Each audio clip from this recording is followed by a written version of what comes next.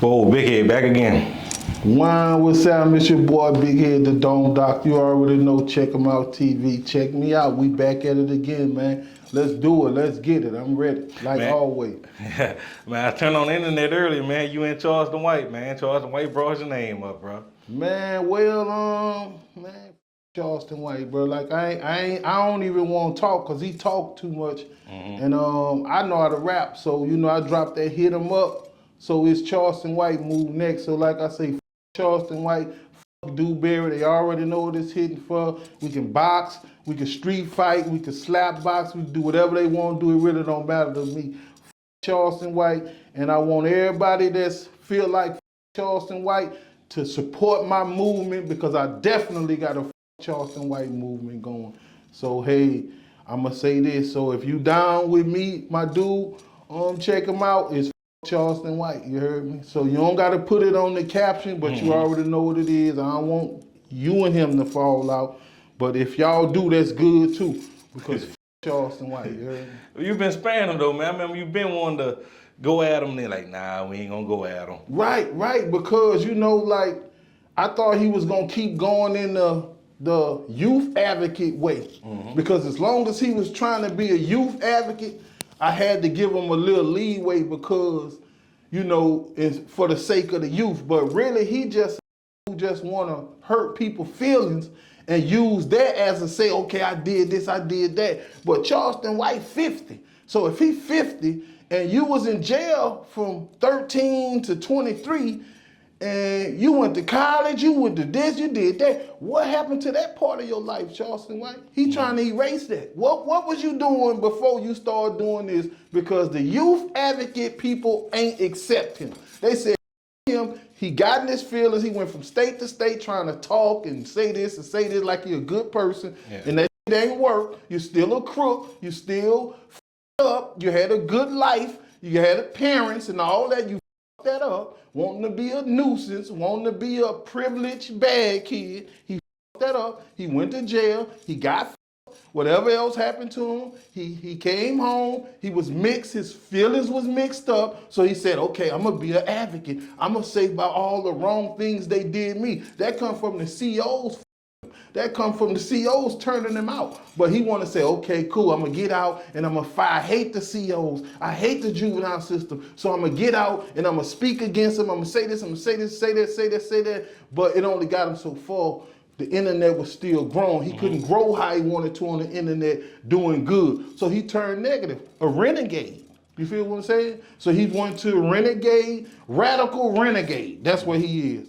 Ain't no telling which way he might go. But yeah, he was doing a good job at first with the youth and all that. Nobody knew about that though. Yeah.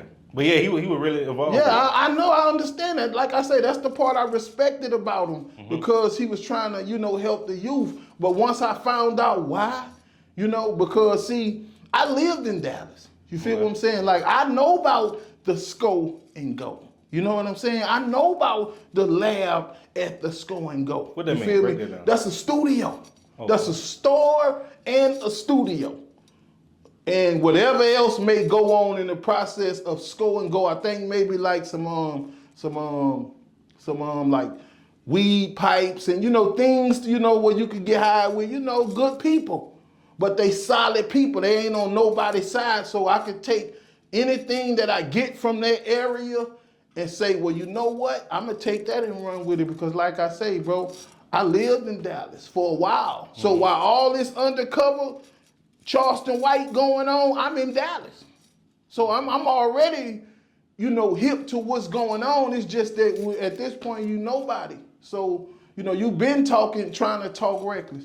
You've been getting got by strippers. You've been getting stole from. You've been getting played. You just want to erase all that and just be, be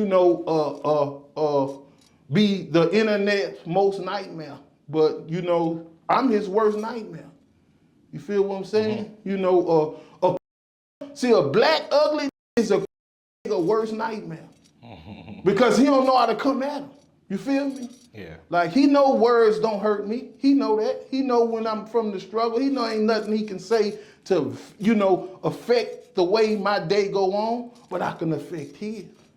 You feel me? Because everything check out with me. So like I say, man, Charleston White. You heard me? And I'm ready. You heard me? Like, he can come on with it. So you'll do the box match with him and Dewberry? Man, look, bro, I beat the out of him for number one. That ain't even no fight. He gonna have to fight Fox or Southside Black, one or the other. He can't fight me. Nah, Dewberry, I don't know how big he is or nothing like that, but I beat his ass. You heard me? So come on with it. Like I say, gloves or no gloves, it don't matter. I'm 45. These guys are my age or up in my age, and I got heart. So that's all I need to bring to the fight. Heart.